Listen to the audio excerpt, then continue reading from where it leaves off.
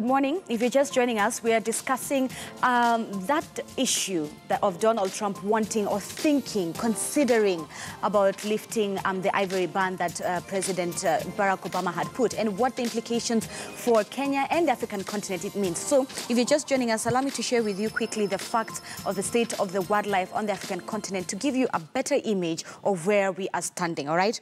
The black rhino's population is down by 97.6%. Lions are extinct in 7 African countries. The African elephant population, went down by 35,000 of them in 2016. Mountain gorillas are just as few as 900. The grey zebra, approximately 2,000. Only 2,000 are remaining on the African continent. And why are they killed? Well, rhino horns, they are believed that they cure hangovers, fever, cancer, and impotence. Ivory, they are gotten for their jewelry, religious figures, and utensils. So I have a fantastic panel this morning that has been helping unravel this whole issue of the ivory ban if President Donald Trump decides to lift it. So, Peter, really, you've heard that the incentives, the reasons why poaching or rather hunting happens, all right? Because the hangovers, really, fever, cancer, jewelry. These are some of the reasons that are encouraging hunting or poaching to go on. What can we do to discourage that? Well, first of all, let's not link the hunting to the jewelry and everything, because when you talk about the jewelry, the medicine and all that, those are different markets. So in Vietnam, they think rhino horn is medicinal. Mm-hmm. In China and other areas, they like for the Buddha statues, the religious statues, the jewelry, the bangles. It's also a middle-class statue. Like in Kenya, if you bought a Mercedes-Benz, in China, you buy ivory. So there's that sort of connotation. But when we talk about the trophy hunting, we have to make the hunters, because they're not hunting it to go and sell it for bangles. They're hunting it to put it up in their houses, in their hotels, in their mansions, etc. So you have to show them that you actually hunting is not going to save the elephant. All right. You have to educate them. Matthew, how can we discourage these stereotypes that, you know, the horns are hangovers, they're cures to fevers and cancer, etc.? How can we break these stereotypes?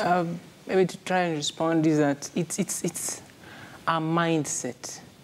It all boils down to perceptions and therefore stereotypes.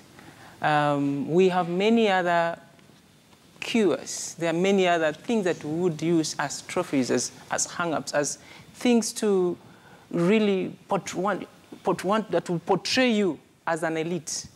You see, you visit this beautiful homestead in some palatial place, and they have this very, very expensive, extravagantly, outrageously expensive product from a wildlife. Mm. And so you want to attribute them to the elite of the elitists. And I sit back myself and just want to wonder how retrogressive the elite class will want to think.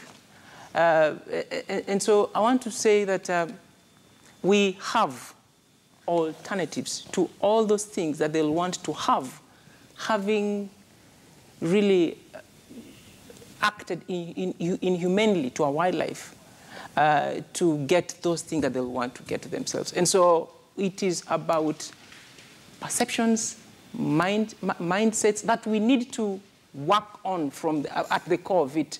And I want to imagine that the ivory and the trophies that we have wrongly acquired, and they're in places in malls and in places all over the world, I mean, it's enough. And my thinking is just like, I mean, there are those things that, having had my father have, for instance, ivory or whatever that may be, I don't necessarily have to go and hunt or go and buy a similar product. It can be handed over to you. I get what I'm saying? Mm. So that I'm just thinking that what we have in the marketplace, okay, interestingly imagining, is sufficiently enough to have people do whatever thing they want to do. So I want to not to agree with the thinking that the benefits that, the immediate benefits that come with those trophies and those products, I mean, should be continued. Okay, Judy? Yeah. Okay, on that, in the 1970s, you could see that Europe and Japan were a very huge market for the ivory trophies. But you could see African states, there was so much lobbying in the African states, and the message was passed. And you could see now the market has never recovered. So I think the main way or the best way to do this is to show people the grueling videos that elephants and the rhinos have. Because with this, they can actually feel the pain. Because even some parts of China, where you go and show them these videos, they are shaken and they never touch ivory again. Honestly, Judy, that's a point. The pictures that are online, horrible. the videos, it's truly sickening, really. And you see an entire rhino that has been slashed, and you can tell, yes, that the horn is missing. Those pictures and videos are a bit heartbreaking. Peter, you brought in the issue of local cartels. As much as we want to point fingers at Donald Trump, if he does remove this ban that was put in place to protect our wildlife. At the end of the day, as Africans, we still have a big role to play. Our local cartels, they are still a big role, they still have a big role in this entire circle. What can we do about that? Yes, for sure. When they say you point a finger, three are facing you. I think when we're talking about local cartels and tightening our own home, I think sometimes it's very difficult to go directly against a cartel. I mean, they may have political affiliations, they may have connections, etc. So really, you have to choke them out. You have to make sure that you go to the ports, make sure that their connections to the ports is limited, that the ports are really doing their jobs and corruption is limited. If you know who the cartels are, if you know who the boss is, go against their businesses, audit their businesses, go and check their finances, limit their travel, limit how much they can do. So really, if you look at the Fizal case, when he was arrested by Interpol, he was really choked out and he was really, cornered until he can't go anywhere. Many would say that that takes a lot of manpower. Can Peter, Zinzi, Judy, and Matthew do that? Honestly, you have someone like Interpol who has been tracking him for years, right? And that's when they finally, like you said, were able to choke him out properly. What can Zinzi, Mia, Kenyan, Judy, Peter, and Matthew do? Yeah, so there's a saying, I am because we are, Ubuntu. Everyone has a role to play. So when we're talking about youth, the youth can go and create awareness, put pressure, make sure that the government and everyone knows that we care about this and we want this to happen. You have the judiciary. The judiciary needs to issue the warrants, make sure that they're playing their part to empower the law enforcement. Then you have the law enforcement. Make sure the law enforcement is working with so the KRA, the ports, working with the Interpol and making sure that their cohesion and their coordination is high. Every individual has a role to play and everyone can play a role. Judy, he says our Kenya courts need to do more. Corruption is also a big factor, especially when it comes to fighting wildlife crime. That issue of corruption, it's very sensitive because you find a lot of these criminals have political affiliations, right? And he's also brought up the issue of working together with international organizations, e.g. Interpol. Take it deeper for us. Okay, on this first, let me just point out one point that when it comes to wildlife legal trade, what they do is they make fines or these small bonds that you give out as a running expense. The way you can have water, electricity. So it's just a small pinch. So what I think will be the best thing, cripple them to the knees. Go get the assets, get everything. If they have a consignment maybe for 100 million, why don't you find them 200? Okay, it's very bad to value wildlife. But to get to the bottom of this thing, for these cartels, we need to cripple them financially. I'm very glad that at least, Kenya has the best laws. We have POCAMLA, the Process of Crime and Money Laundering Act, which is able to get the assets that these people are able, they benefit from it. They can actually, the government can actually go directly to these people. But what is stopping the government? That's the big question. What is stopping the government? Because truly, we can say that Interpol can come in. But we as Africans independently, do we have bodies and structures that are running independently to make sure that this doesn't go any further, or that, as you know, they've rightly put it, choking these cartels? Matthew?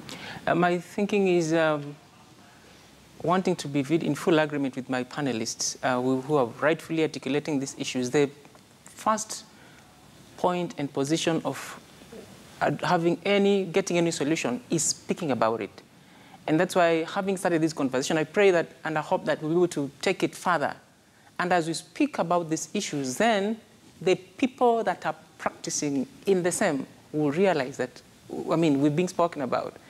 What we are doing is gotten to the hearts and minds of many who really feel like they'll miss out on the bigger picture, which is a heritage for generations after us. And therefore, and with the discussions that we are having, it's to engage candidly and to the way to getting to a destination, which is the trophies and all those things out there who have been given a wrong attributed crazy values to, is to deal with them from the core, from the source. Therefore, we'll be able to manage and handle these chain of cartels that have brought us to the place where we are. And like my colleague Peter has mentioned, it's a concerted effort. First and foremost, really having the youths, because these cartels didn't just become. They have been in the stages of life that where we are.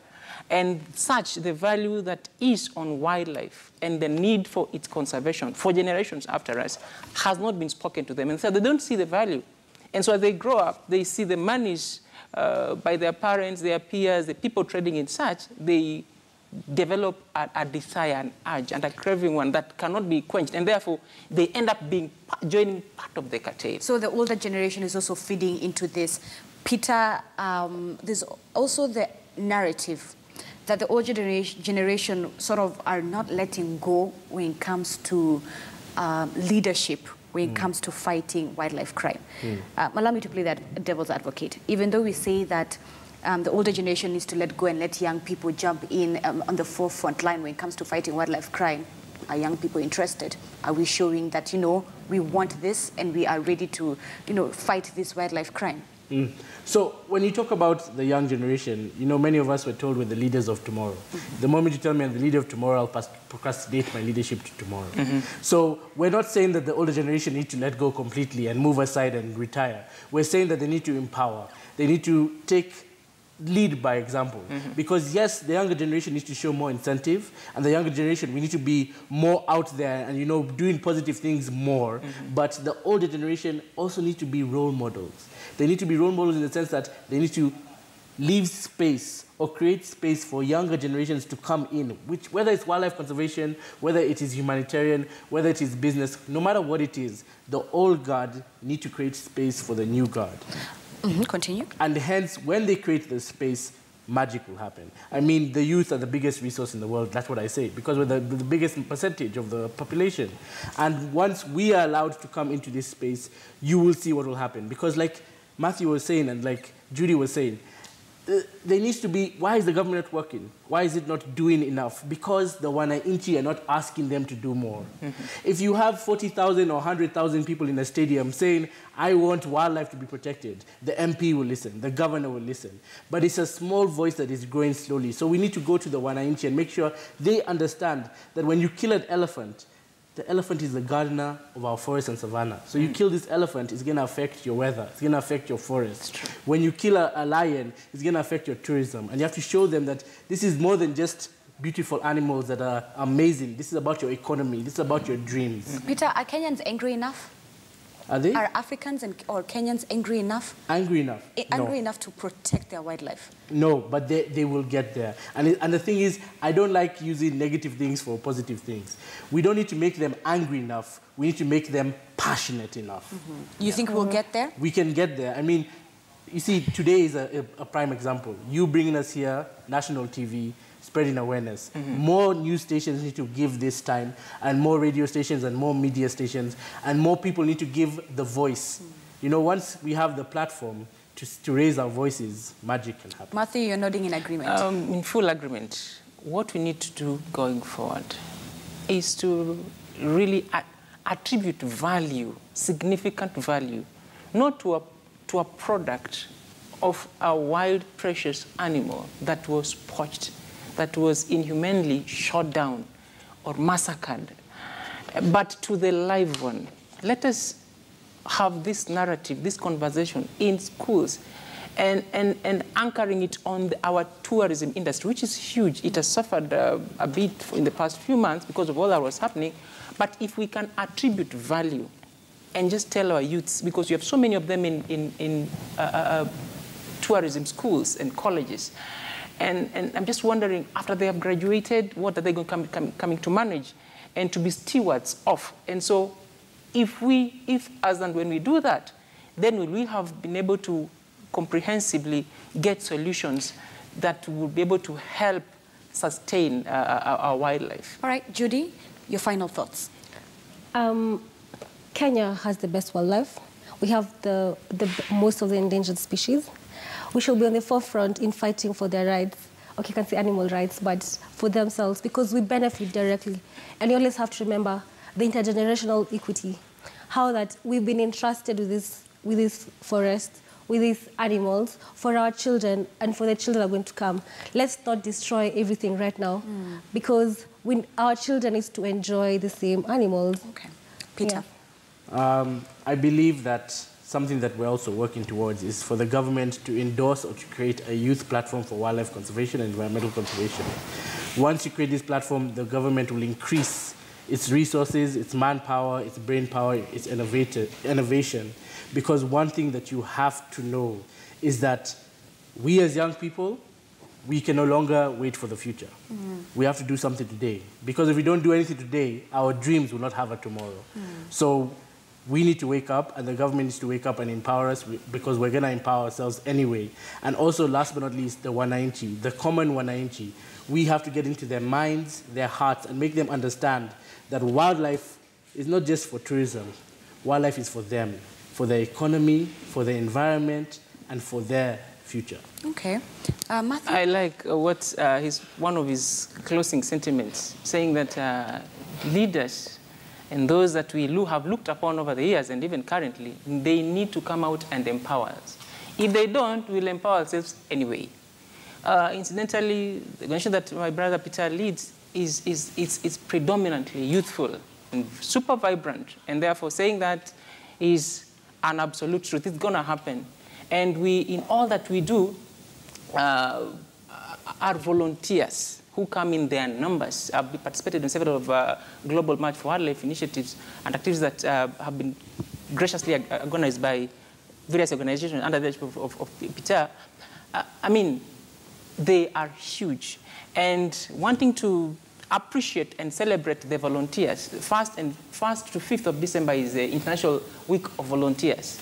And we have a series of activities and events lined up, having had a very successful 10,000 tree planting expedition at the national park, which was a success, courtesy of many other agencies. Peter was at the heart and the core of it. We are organizing for a general cleanup of the national park, which will be happening on the 2nd, on Saturday. So we're inviting the youths, the volunteers, just to come on board and support this initiative. And we have taken it to ourselves with the help of Peter and many others to ensure that this positive vibe to conservation of both our wildlife, our natural habitat, are jealously guarded and protected. Wow, that's a fantastic closing point. Jealously guarded. All right. So that is Matthew Ochanda, who is the director at Team Environment Kenya. Peter Moore, who is the CEO of Stand Up. Shout out. Judy Wangari, who is an advocate in Wildlife Direct Kenya. And really, are you passionate enough about our wildlife? Are we protecting it enough? Ashley, I was watching, or rather I was catching up with Blacklist. Yes. Yeah, I don't know if you watch it, but they had the Mombasa cartel was one of the episodes that was there, and they were kind of showing how it's now time to poach the hunters. So it's kind of like reverse of it. We need to do that. But then also, so many people tweeted about this conversation. Ellen DeGeneres started an online campaign using the hashtag #BeKindToElephants. Of course, these are just some of the things that people are talking about online. So maybe we can keep the conversation going. Zinzi. Yeah, exactly. So this has been a fantastic conversation, as you've heard from Matthew. From the first week of December, it's volunteer time. What are you going to do to make sure, as young people, or even as Kenyans and Africans, that we are lending our voice when it comes to poaching and hunting and making sure that we are jealously, passionately protecting our wildlife? My name is Zinzi Kibiku. Thank you so much for watching Weekend Express on this Saturday morning. See you tomorrow, same time, same place. And I'm Ashley Mazuri. I'll see you at 11 for News Center.